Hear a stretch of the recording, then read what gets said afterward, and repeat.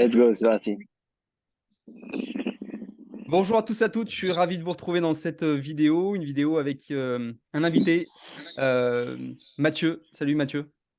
Salut Aurélien, merci de m'inviter, c'est cool. Alors cette vidéo qui est, euh, qui est une vidéo un peu particulière parce qu'on va traiter un sujet spécifique qui est notamment la dépendance et les addictions. Et qui mieux de placer comme pour traiter ce sujet que toi, Mathieu, bien entendu, puisque tu es expert dans ce domaine.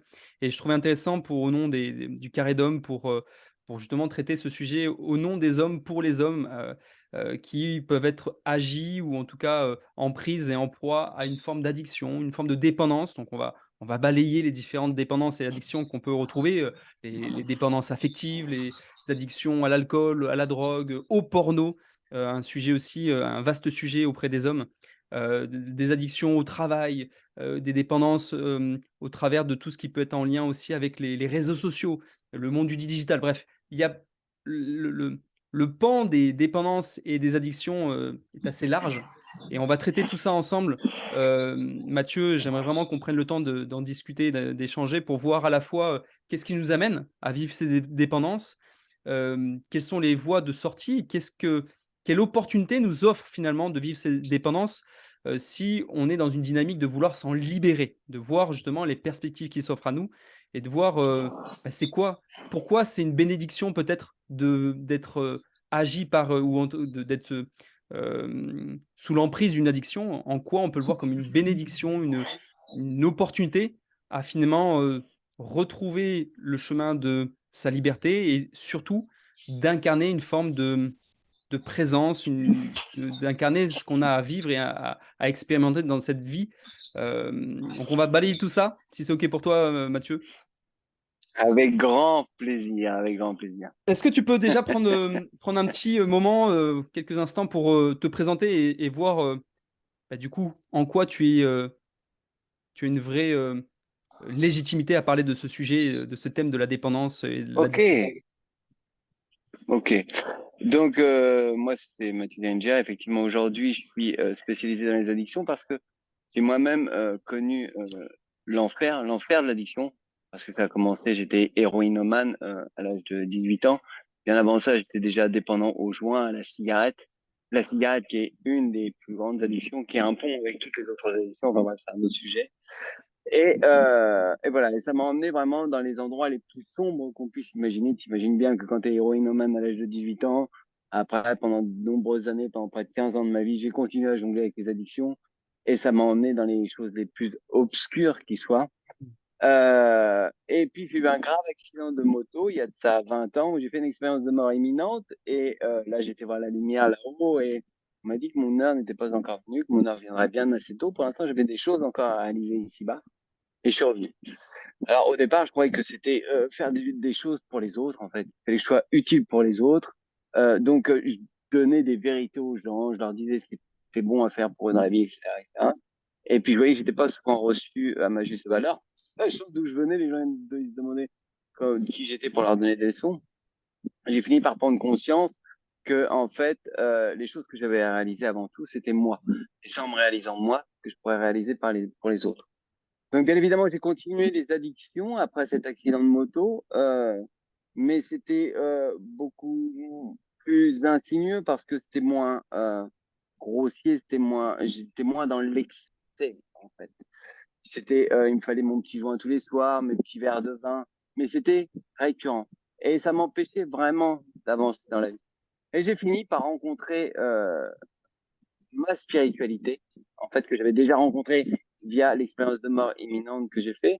Mais la vie m'a mis en place, m'a apporté des opportunités, des synchronicités pour révéler ma véritable spiritualité, me remettre en contact avec cette lumière que j'avais pu voir quand je suis monté là-haut, via des pratiques. Et du coup, j'ai continué à être, j'ai suivi ce mouvement un peu New Age du développement personnel, de la spiritualité, tout ça, tout ça. Et j'ai lâché mes addictions. Mais j'étais toujours à côté de mes pompes. J'étais dans un truc où c'était cool, la vie, cuit, les petits oiseaux, tout allait bien, waouh. Et j'étais complètement déconnecté de qui j'étais. Je continuais à fuir mes blessures via une boulimie de stage, une boulimie de soins, une boulimie de méditation qui me faisait planer. Donc, Mmh. c'était C'était une autre excessif. Et forme du coup, j'étais d'addiction, c'était une autre forme, en fait. La forme avait changé, elle était exactement. plus Et positive, plus admissible, politiquement parlant.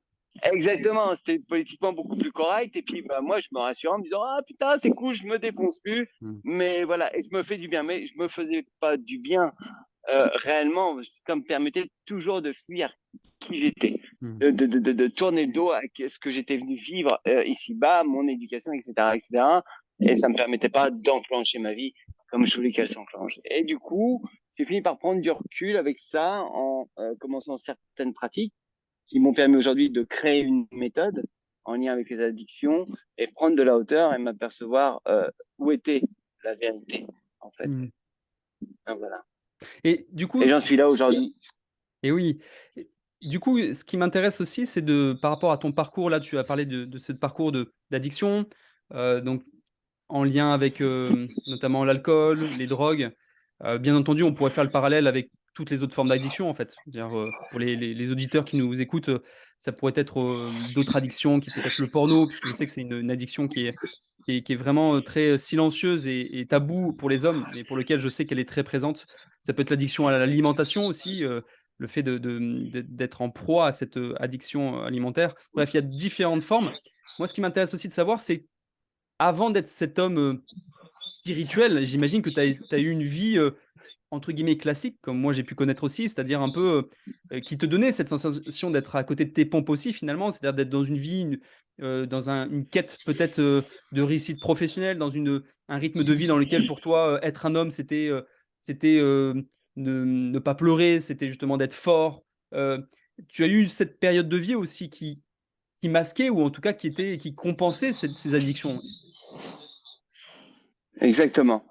Euh, Pendant longtemps, j'ai voulu. Alors, quand j'ai vu que j'ai failli mourir, que j'ai brassé toute cette obscurité que j'ai pu brasser, j'ai vu ma famille malheureuse se dire putain, mais qu'est-ce qu'il a fait? Ah, c'est trop triste. Et que je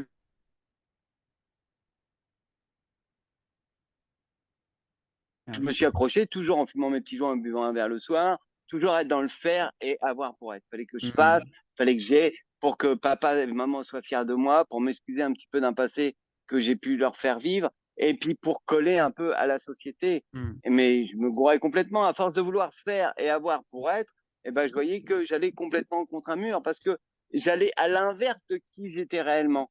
Mais le fait d'être dans les addictions ou dans chez les joyeux spirituels, ça me permettait d'être en dehors de qui j'étais.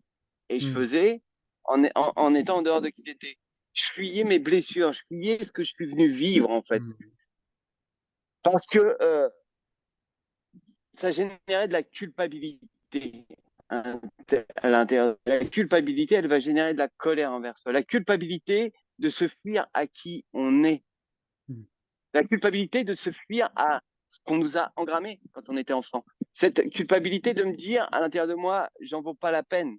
J'en vaux pas la peine. Du coup, je me sens coupable de ne pas vouloir la peine et je génère de la colère à l'intérieur de moi. Ce qui m'a fait dire que j'en valais pas la peine. Dans 95% des cas, dans les addictions, on va retrouver ça.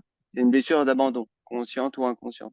Donc l'enfant qu'on a été à l'intérieur de nous se dit mais j'étais abandonné, j'ai le sentiment d'abandon, c'est que j'en vaux pas la peine. Il y a aussi la fuite des blessures, des comportements qui nous ont été engrammés, comme j'expliquais dans une vidéo précédente, c'est que notre réservoir de conscience se forge entre 0 et 12 ans, et tout ce que nos parents vont nous faire vivre à cet âge-là, dans cette période-là, pour nous, c'est la vérité, c'est les vrais symboles dans la vie. C'est là qu'on apprend à marcher, c'est là qu'on apprend à respirer, c'est là qu'on apprend à goûter, c'est là qu'on donne des symboles aux choses. Et le bon symbole d'être un homme et le bon symbole d'être une femme, c'est être comme papa et comme maman. C'est-à-dire que tous les défauts que papa a, eh ben, moi, en tant qu'homme, quand je vais grandir, je vais avoir ces défauts-là. mmh. Mais au bout d'un moment, quand j'arrive à l'adolescence, 14 ou 15 ans, je m'aperçois que ces défauts, putain, mais non, mais faut fuir ces trucs-là, quoi. C'est pas moi, j'ai surtout pas envie d'être comme ça. J'expliquais par exemple que j'avais un père qui était très raciste, comme beaucoup de pères de sa génération avec la guerre d'Algérie.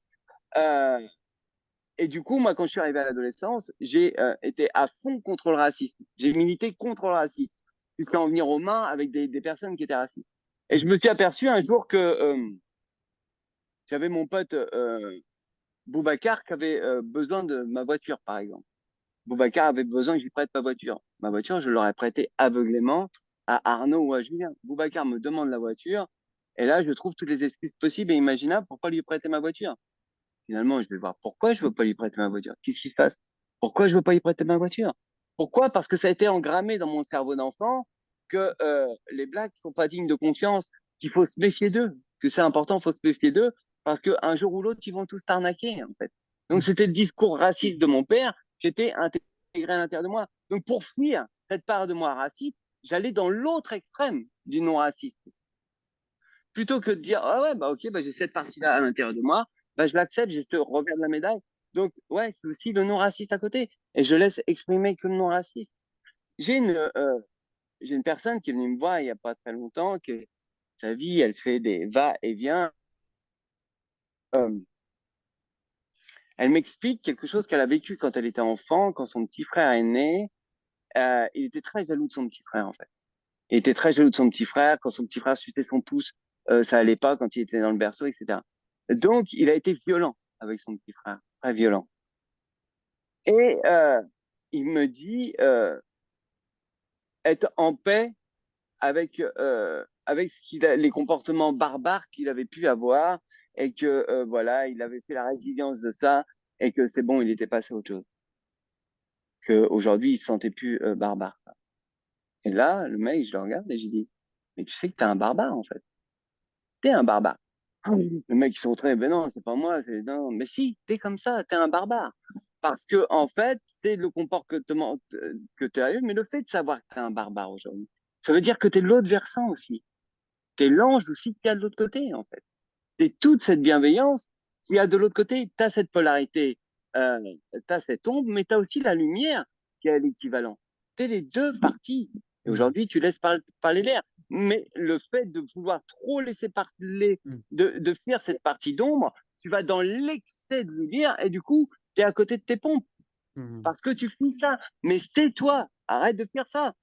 D'accepter les choses, c'est pas les laisser s'exprimer, c'est juste les accepter, que ça fait partie de toi parce Est-ce que que tu as du été coup capable de ça.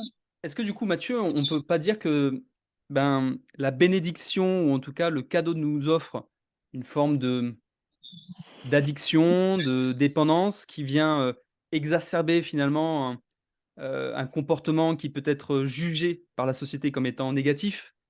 Est-ce que justement ça c'est pas, un super levier, un chemin, qui est du coup hyper précieux pour se dire: «Waouh, si j'assume et que j'accepte ce volet moi, cette ombre que j'ai en moi, ça veut dire que j'ai l'autre versant alors».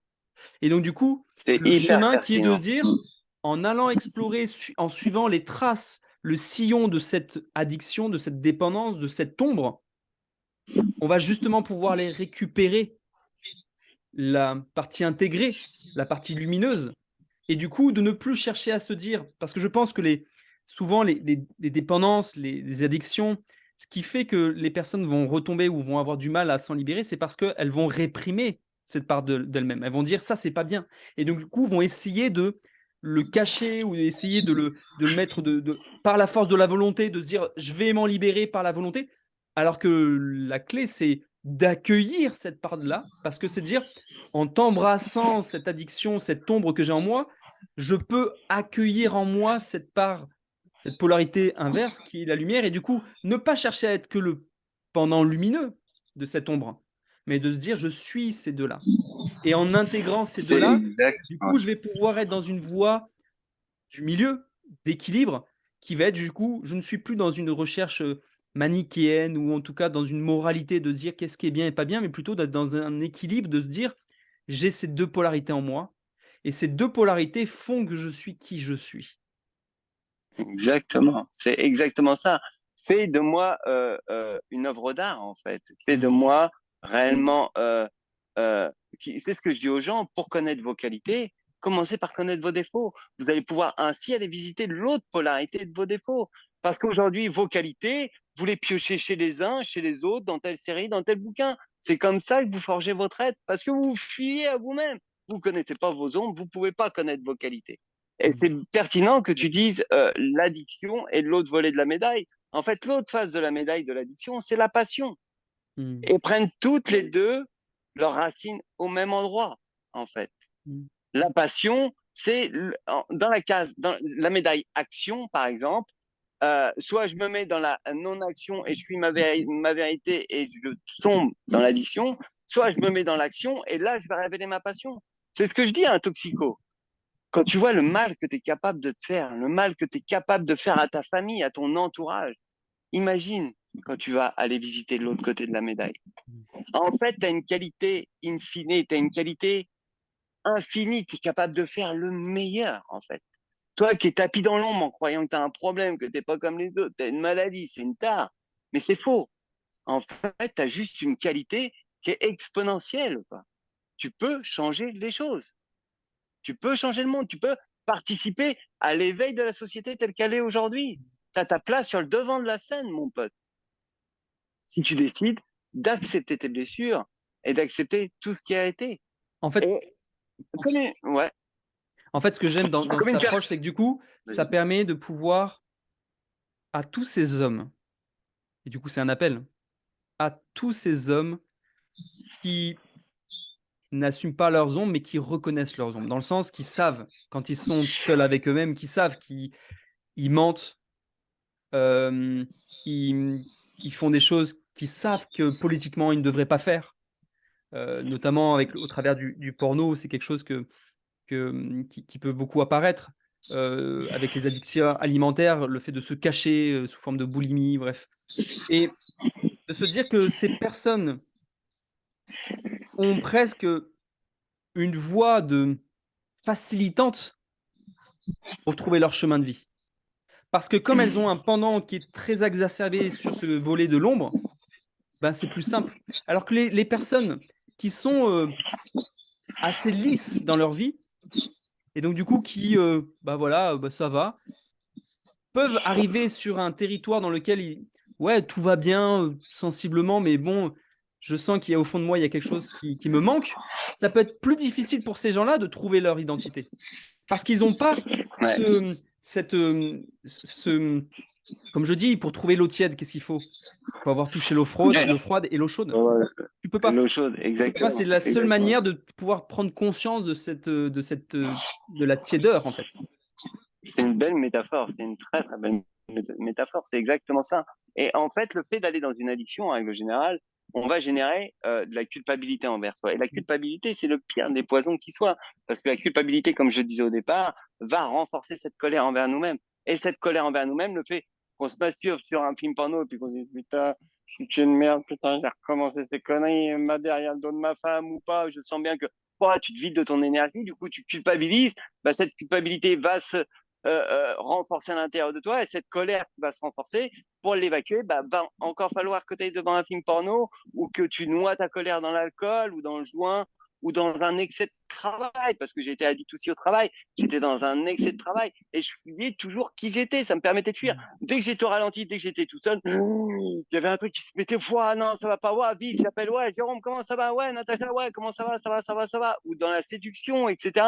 Parce que j'avais besoin de me fuir à moi-même, j'avais besoin dans la dépendance affective, qui est une des grosses dépendances, elle n'est pas que en couple, elle est aussi en amitié ou autre, c'est j'ai besoin, regardez-moi, je suis là, ouh, vous me voyez, je suis quelqu'un de bien, ouh, bah ouais, mais non, mais je suis pas que ça, en fait. C'est là qu'il faut en venir, je suis pas que ça, je suis pas que ça. Et c'est ça qui est important. Comme les gens qui viennent me voir pour arrêter la cigarette, je leur dis, écoutez, j'ai pas de baguette magique, d'accord, à un moment ou à un autre, vous allez avoir envie. Je donne des clés, au cas où, pour résister, mais vous allez avoir envie, inéluctablement. Et l'envie de fumer va arriver.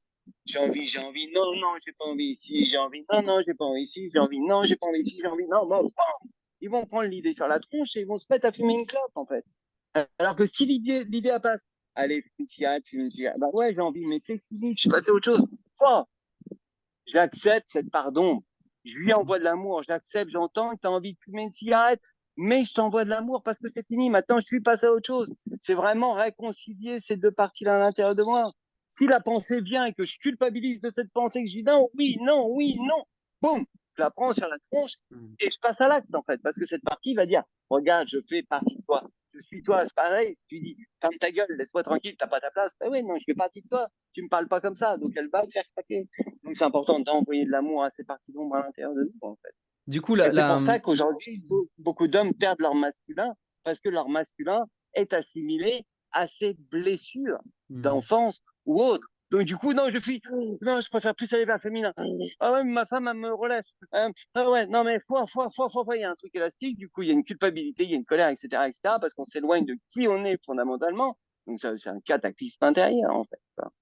et c'est pour ça que je trouve intéressant cette approche de, de chercher à en finir d'être à côté de ses pompes. Et je pense que ça peut être un indicateur très intéressant pour tous les hommes, en fait, qui sont arrivés qui peuvent déjà être arrivés à une forme de réussite sociale, d'avoir un travail, de réussir professionnellement, d'avoir une vie de famille, d'avoir les enfants. Et il y a un moment où forcément ça va arriver, cette sensation de se dire: «OK, j'ai tout ça, mais il manque encore quelque chose». Un Il peu manque cette quête quelque effrénée chose. de: «Putain, il me Exactement. manque toujours quelque Mm. chose. Là, pourtant j'ai acheté la Exactement. dernière voiture, pourtant, on est parti en vacances, C'est ça. pourtant, mais il manque encore quelque chose». Et en fait, cette sensation de ce manque qui peut être lancinant, en toile de fond, quelque chose qui fait se dire: «Putain, j'ai tout pour être heureux, mais pourquoi je ne le suis pas?» Bah, tout simplement parce que tu es à côté de tes pompes. Et être à côté de ses pompes, Mm. ce n'est pas forcément, hem, ne pas être avec la bonne personne, ne pas être dans le bon travail. C'est tout simplement ne pas être bien avec soi-même. Ne pas D'être à savoir côté de faire qui je corps à suis. ouais, Ne voilà. pas savoir. Exactement. Mm. et J'ai des et gens de 50, 60 ans qui viennent me voir en consultation et qui me disent, non, papa, ma grande frustration, c'est que je sais pas qui je suis, en fait. Je mmh, sais pas qui je suis. Je sais comment on me voit, mais moi, je sais pas qui je suis.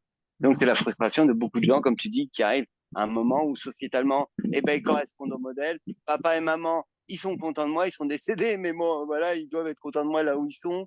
J'ai réussi, voilà, on me voit, mais voilà, tu me connais pas. Je sais pas qui je suis. Et mmh. aujourd'hui, on est dans une mouvance, on est dans un, ça va peut-être pas parler à certaines choses, certaines personnes, mais ceux qui ont les yeux ouverts voient bien que les choses sont en train de changer. Sociétalement, on est en train de se mettre dans un nouveau mouvement, un petit peu quelque part.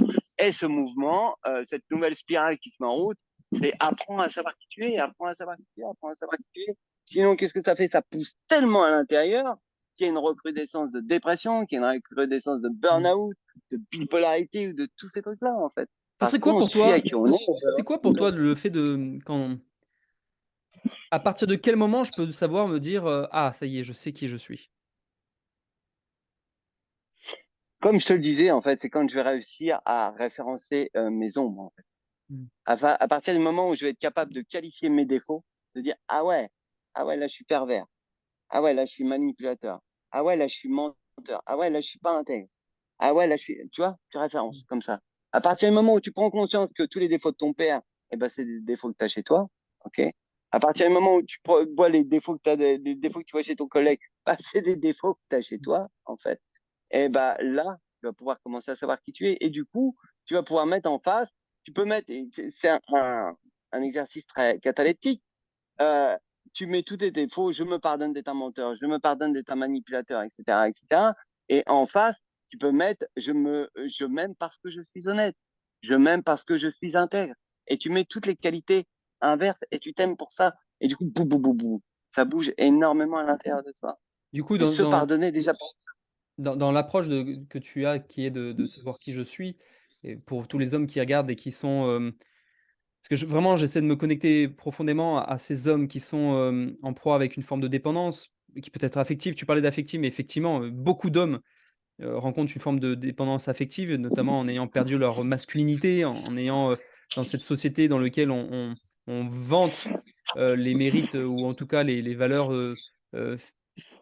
on va dire les polarités yin, les polarités qui vont être plus, du féminin, de la douceur, de la bienveillance, de ce qui prend soin. Aujourd'hui, on se retrouve avec des mmh, hommes du coup qui se féminisent beaucoup, des hommes qui du coup perdent de la verticalité et et qui du coup, quand, il y a cette notion de pas savoir qui je suis, beaucoup ne savent pas qui ils sont, tout simplement parce qu'ils ont perdu même ils ont même oublié que c'était des hommes avant toute chose. Et du coup, ces hommes, avant toute chose, c'est de effectivement reconnaître ses parts d'ombre, de voir qu'à l'opposé de ces parts d'ombre, on a ces parts de lumière, mais de voir qu'il y a une verticalité que nous, on a à prendre en responsabilité en tant qu'homme, parce qu'on a, à mon sens, pas le même travail ou la même œuvre à apporter au monde que les femmes.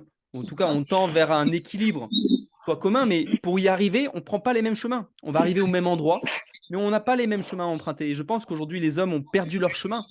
On a perdu, il n'y a plus de rites initiatiques, il n'y a plus d'initiation.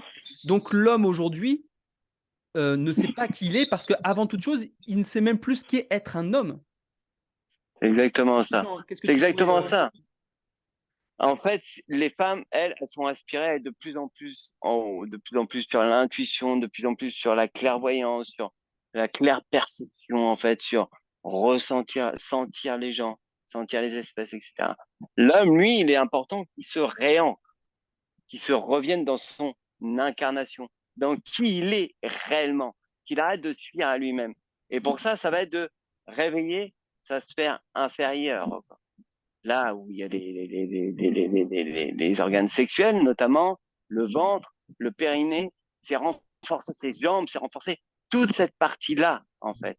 Moi, j'organise des marches sur le feu qui, qui permettent ça, en fait. Au-delà du côté euh, de se surpasser, de relever un challenge, ça a un effet thérapeutique puissant, en fait. Ça va vraiment nous ramener à qui on est réellement. Ça va nous ramener à notre mission de vie, en fait. Ça va nous ramener à nous aimer nous-mêmes. C'est de la thérapie accélérée, en fait. Il y a des choses qui vont sortir et du coup, après, on donne des clés pour arriver à accueillir ces choses. Ouais, d'un seul coup, se dire, ah merde, mais quelle visée, putain. Non, après, accompagnement qui se fait en douceur, et quelque chose qui se fait en douceur, justement pour accompagner ça. Parce que être ancré d'un seul coup, d'un seul, alors qu'on est je sais pas combien de temps à se mettre à côté de nos pompes, les premiers temps, c'est ouah, putain, c'est extraordinaire, je revis, ouah, mais la vérité, elle est là, puis tout se met en place dans la vie. Il y a des synchronicités qui se mettent en place, tu as de l'augmentation au travail, tu rencontres une chérie, tu as de la prospérité, etc., etc. Mais il arrive un moment où, boum, tu as des choses du passé qui te reviennent pour te montrer qui tu es, en fait. Donc, le réflexe, ça va être quoi? De vouloir refaire l'anguille et rebasculer à côté de ses pompes. Mais la vérité, elle est plus là. Donc, c'est là qu'il est important d'accueillir et important d'être accompagné aussi dans cette démarche. Du coup, dans ce Voilà. que tu partages, effectivement, il y a, pour revenir sur la partie des hommes, c'est quoi ton regard sur les hommes aujourd'hui, sur les problèmes qu'ils peuvent rencontrer et qu'est-ce qui les a amenés, ces hommes, finalement, à perdre leur verticalité aujourd'hui? Qu'est-ce qui a amené les hommes à perdre leur verticalité? Je pense qu'il y a un truc déjà qui date des Cro-Magnons, Néandertal un peu, c'est que en tant qu'homme, on est là pour protéger sa famille, on est là pour apporter de la sécurité dans le foyer, en fait. Depuis la nuit des temps, c'est comme ça. On est là pour ça. Or, notre virilité, elle est mise à mal. Elle est mise à mal par rapport à cette société qui nous fait culpabiliser de pas être à la hauteur, de pas être sécure pour ses parents, de pas avoir et faire telle chose pour être quelqu'un d'aligné. Cette insécurité de se dire que du jour au lendemain, on peut nous prendre un truc, on peut nous faire n'importe quoi, on l'a vu pour le Covid, qu'on est incapable de protéger sa famille, en fait. On est incapable de rassurer sa famille, on est incapable, ah, tout ce que j'ai fait, tout ce que j'ai, en fait, ça sert à quoi? Ça sert à rien du tout, en fait. Je me retrouve là comme un con dans ma boîte aux chaussures, enfermé comme tout le monde et je peux pas mettre ma famille en sécurité. Et c'est complètement inconscient, bien évidemment. C'est complètement inconscient. C'est ils mettent des produits dans l'eau, ils mettent des produits. J'ai pas envie d'être un complotiste, passer par un complotiste, même si bien souvent c'est des vérités, mais c'est un fait par les scientifiques. Mettre du bisphénol ou je ne sais quel produit dans les bouteilles plastiques, etc., qui vont féminiser de plus en plus la population. La masturbation à outrance chez l'homme, l'éjaculation à outrance chez l'homme va féminiser l'homme aussi. Et il y a pas mal de facteurs qui amènent les hommes à leur féminisation. Après, sur un aspect beaucoup plus énergétique, les énergies qui descendent aujourd'hui sont très féminines. C'est pour ça que c'est les premières femmes, c'est les femmes en premier à s'ascensionner. On les voit dans les stages de développement personnel, on les voit il y a de plus en plus de médiums, il y a de plus en plus d'énergéticiennes, il y a de plus en plus de guérisseuses, qui ont un succès fou et qui fonctionnent très bien parce que c'est les premières à recevoir toutes ces choses-là. Et voilà, et les hommes sont impactés, mais du coup, ouais, ils se demandent un peu ce qui se passe. Moi, le premier, quand j'ai commencé à être chez les joyeux spirituels, que j'étais toujours à côté de mes pompes, ma copine de l'époque, j'ai dit, je suis en train de me féminiser. Bon, elle me dit, mais t'es pas bien, tu dis n'importe quoi. Et ouais, j'étais en train de me féminiser. Le fait d'être à côté de tes pompes, c'est d'être dans tes sphères supérieures, donc tu te coupes de ton masculin, de qui tu es, de ton Mmh. pilier. Voilà. Et ça me fait vraiment, avoir cette réflexion-là, ce que tu me partages sur le fait que, sociétalement parlant, effectivement, le simple fait qu'aujourd'hui on soit dans une société qui se structure, elle se structure et cette structure sociale, sociétale, prend la place pratiquement de l'homme dans le sens où l'homme avant, il y avait pas les assurances, avant il y avait pas les cadres juridiques qu'il y a aujourd'hui. Avant, ce qui faisait que l'homme avait sa place d'apporter la sécurité à sa famille, c'était son labeur, son travail, sa force, sa manière de pouvoir protéger son territoire. Mais aujourd'hui, Exactement. il y a plus besoin de protéger de territoire. Aujourd'hui, il y a presque plus besoin de protéger sa famille puisque la femme travaille, elle a son autonomie. Aujourd'hui, il y a plus besoin finalement d'être un homme fort puisque on cherche à tout prix à passer par la voie de la, bienveillance, de la comment ça s'appelle? De la parole. Il y a plus besoin d'être fort aujourd'hui si on regarde bien. Donc du coup, l'homme, l'honnête homme, moi comme j'aime le nommer, c'est l'honnête homme qui lui, ben, il cherche à être, à bien faire les choses. Ben, à quoi et dans quel domaine il a à être un homme? Bah, pratiquement plus. Le travail aujourd'hui, est-ce que c'est un travail qui demande de la force physique comme jadis? Pas du tout. Ça demande un travail intellectuel. Donc du coup, intellectuel, ben, les femmes sont pourvues d'une intellectualité au même rang que les hommes. Par contre, sur le plan physique, bon, on a quand même un avantage sérieux sur les femmes. On a une force naturelle. Mais aujourd'hui, elle est plus utile, ou en tout cas, elle est très peu utile. Donc du coup, l'homme aujourd'hui, l'honnête homme, il devient finalement quelqu'un qui est cérébral, qui est plus dans son corps, qui n'a plus une responsabilité de prendre en charge sa famille, puisque sa femme travaille aussi et prend en charge peut-être des fois mieux que lui la famille. Il n'a plus besoin de protéger son territoire, puisque de toute façon aujourd'hui, il y a des lois qui permettent de protéger. On est dans un système social qui fait que du coup, on est protégé de toutes parts. Ben, l'homme, il se féminise naturellement par justement cette société. Et donc du coup, c'est un vrai travail de conscience que de se dire comment je peux reprendre ma place d'homme, ma verticalité, ma virilité au sens noble du terme? Comment je peux me dire et voir à quel service je peux utiliser ma force? Puisqu'aujourd'hui, si on regarde bien les enjeux sociétaux, à mon sens, il y a beaucoup d'actions qui sont nécessaires et utiles. Sauf que, comme on ne nous invite pas du tout à œuvrer dans le monde, on nous invite plutôt à rester bien dans nos cases. Bah, du coup, le temps et l'énergie qu'on a, on va l'utiliser à quoi? Bah, on va l'utiliser, dans les réseaux sociaux, dans le digital, dans les jeux vidéo. Bref, c'est ça qui fait, à mon sens, qu'on perd l'utilité d'être un homme. Et donc, c'est vrai que le chemin qu'on propose, parce qu'on propose tous les 2 des chemins pour les hommes, en quête du coup de retrouver, de passer de l'homme parfait à devenir un parfait homme. C'est comme ça que j'aime, nommer en tout cas la, mmh, la mission du carré d'homme qui est vraiment d'accompagner ces honnêtes hommes à arrêter ce chemin de vouloir être l'homme parfait et du coup de se féminiser et à reprendre sa verticalité pour devenir un parfait homme.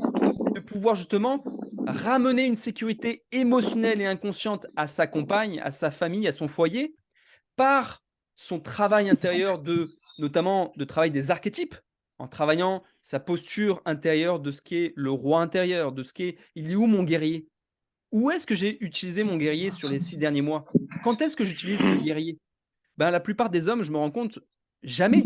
Pourquoi? Parce qu'ils ont une image erronée de ce qu'est le guerrier. Ils peuvent le voir en tant que barbare, comme tu nous mets tout à l'heure, alors que le guerrier, c'est une force d'action, c'est une force, c'est une énergie vitale qui permet de pouvoir incarner les choses dans ce monde. Et donc du coup, à tous ces hommes qui nous écoutent, de voir que le chemin d'une dépendance et d'une addiction est une merveilleuse opportunité pour vous pour reprendre votre chemin d'homme, de devenir un parfait homme, de reprendre votre verticalité, de vous reconnecter à ces archétypes qui vivent encore, il faut l'espérer encore longtemps en nous, en chacun des humains, en chacun des hommes, le roi, le guerrier, le magicien, l'amant, l'artiste, tous ces archétypes qui font d'un homme un homme et qui notamment ont besoin de revivre des rites, des initiations comme on propose tous les deux. On est les premiers à proposer justement des séminaires, des week-ends pour vivre des rites initiatiques afin que l'homme puisse reprendre cette verticalité et que, au travers de la dépendance, c'est une opportunité de se dire cette dépendance, merci à elle, gratitude, parce que c'est grâce à elle que je peux me rendre compte qu'il y a un problème dans ma masculinité et c'est grâce à elle que du coup je vais pouvoir emprunter un nouveau chemin, le chemin du parfait homme. Exactement, exactement. Et il y a quelque chose qui est fondamental aujourd'hui, là où l'homme, s'il demande où est sa place, c'est que les femmes, leur place, c'est dans l'inspiration, c'est dans l'intuition, c'est dans la clairvoyance. Les hommes, eux, ils sont là pour incarner les idées de la femme, Mmh. pour incarner les Mmh. clairs ressentis de la femme, pour incarner l'intuition de la femme. On est là pour mettre les choses en place. Les femmes nous inspirent, nous, on expire et on y va et on balance les choses et on s'ancre à la terre. La femme va être là pour vous inspirer et là, vous êtes là pour la rassurer en créant son inspiration. C'est exactement ça que là, on va trouver la Mmh. vraie complémentarité. Là, on revient dans nos archétypes, en fait. Et là maintenant je parle aux hommes qui sont, et qui vivent peut-être une période de célibat, qui, qui bien entendu que dans cette période de célibat peuvent retrouver une forme de liberté et de faire cet appel à ces hommes, pour l'avoir connu, hein, ces formes de liberté et le fait d'avoir vécu, moi qui suis aujourd'hui papa, beau papa, compagnon de vie, d'une merveilleuse femme, le fait de me rendre compte qu'aujourd'hui, elle me polarise. Le simple fait d'avoir une responsabilité de vie de famille et puis d'être, un amant, un compagnon de route d'une femme, permet de magnétiser ou de polariser finalement mon énergie. Sinon, dans cette forme de liberté que malheureusement, je pense qui est une liberté pour moi dévoyée ou une fausse liberté, de croire que je suis libre parce que je fais ce que je veux quand je veux. Non! La plus Ouais. belle liberté, c'est de pouvoir incarner des idées. Ça, c'est une liberté qui est énorme parce que ça veut dire tout ce que je pense, tout ce à quoi je suis connecté, je peux le créer. Si j'ai cette expérience de vie de savoir créer ce que je pense, alors je suis l'homme le plus libre du monde parce que quoi qu'on puisse m'enfermer, si je suis connecté à une idée de liberté, alors je peux la vivre dans mes cellules, en fait, indépendamment de savoir si je suis dehors ou fermé, en fait. C'est pas ça l'enjeu de la Exactement. liberté. C'est est-ce que je, je peux être libre de penser ce que j'ai envie de penser, détaché du plus de croyances limitantes, et de me dire que ces pensées que je peux magnétiser ou en tout cas capter, notamment au travers de la femme, je peux aussi les incarner. Et là, il n'y a rien de plus beau pour un homme que de se dire, de se sentir utile parce qu'il incarne le rêve d'une femme, le rêve d'une polarité féminine. Peu importe, c'est peut-être même pas une femme, hein, ça peut être un homme, mais qui est d'une polarité féminine. Exactement, c'est exactement ça. Et parce que les femmes, en fait, aujourd'hui, je parle pour les célibataires ou même les hommes en couple, les femmes, elles en ont marre de ces mecs qui sont complètement féminins, complètement visqueux. Elles vous désirent même plus, en fait. Elles ont même plus de désir pour vous. Vous êtes là, à leur service. Je parle pas de machisme, quoi. Je parle de stabilité, d'ancrage, de vous sentir un pilier, d'arrêter de vous fuir à vous-même en étant dans les addictions, en étant dans les trucs un peu bizarres, vicieux, on va dire ça. Les femmes, si vous voulez séduire une femme, c'est pas en l'abordant dans son sens, en fait, en lui disant, oh oui, t'as raison, oui, c'est trop ça, c'est trop comme ça. C'est que vous allez la séduire, en fait. C'est aller dans votre yang, aller dans qui vous êtes. Non, vous n'êtes pas d'accord. Eh ben, exprimez-le. Ben non, je suis pas d'accord. J'ai plus besoin de me cacher. J'ai plus besoin d'être dans la tête de l'autre. J'ai plus besoin de regarder mes pieds. Je sais qui je suis, en fait. Mmh. Je sais qui je suis. J'ai appris qui étaient mes défauts. Je les ai mis en lumière. Je les ai acceptés. Mettre en lumière vos défauts, c'est les mettre en lumière pour vous. On vous ne vous demande pas d'avoir un mégaphone et de crier je suis un manipulateur, je suis un pervers, je me masturbe dès que les me présente. Non, c'est juste de vous l'accepter de vous à vous. Et déjà, vous allez faire dégonfler le truc, en fait. Et ouais. À mon sens, c'est Vaste, ça que les femmes cherchent aujourd'hui. vaste sujet. En tout cas, merci d'avoir Mm. bah, esquissé déjà. Je pense qu'on aura l'occasion d'échanger sur peut-être des sujets un peu plus précis. Mais déjà là, on ouvre des pistes en tout cas d'une nouvelle approche et d'une nouvelle manière de voir ce qu'est l'addiction, non plus avec le format qui peut être culpabilisant et jugeant, Carrément. mais au contraire d'offrir des nouvelles perspectives et voies auprès de ces hommes qui sont en prise avec une addiction et plutôt que de se lamenter et de culpabiliser, de se dire: «Hé, c'est une merveilleuse voie qui s'offre à toi. C'est une Ouais. opportunité énorme. Merci, gratitude à cette addiction parce qu'elle vient te Exactement. Je vais révéler. la transformer en passion en plus. Je vais m'éclater, je vais m'éclater, je vais m'éclater. Je vais révéler le meilleur de moi-même. On te voit Ça va plus, être joli. Non, Mathieu. parce que j'ai plus de batterie, ça Ah va d'accord, couper. OK. Bah écoute, Je tant suis mieux. Bah, désolé. bah écoute, c'est parfait parce qu'on va s'arrêter là. Merci à toi, Mathieu. Écoute, je te, Et à très bientôt, Aurélien. à On se très tient au bientôt. On courant. se retrouve D'accord? pour de nouvelles. Et au Épisodes. plaisir de transformer vos addictions en passion et de vous révéler à l'homme merveilleux que vous êtes. Exactement. Avec vos imperfections. Vous êtes parfaitement imparfait. Et je voudrais finir sur cette phrase. Euh, l'homme qui l'homme qui veut se séparer de ses addictions, en fait, plus tu veux résister et plus ça persiste, en fait. Mmh. L'homme qui veut se libérer, il va vers quelque chose de nouveau. Il s'attache pas au passé et il Mmh. s'en va juste vers quelque chose de nouveau, en arrêtant de regarder en arrière, en fait. Et c'est ça qui est important. Vers quoi je décide d'aller maintenant. Voilà. Merci, Mathieu. Je te souhaite une À bientôt. belle fin de journée. À très bientôt. À très bientôt, tout le Salut. monde. Ciao. Ciao, ciao.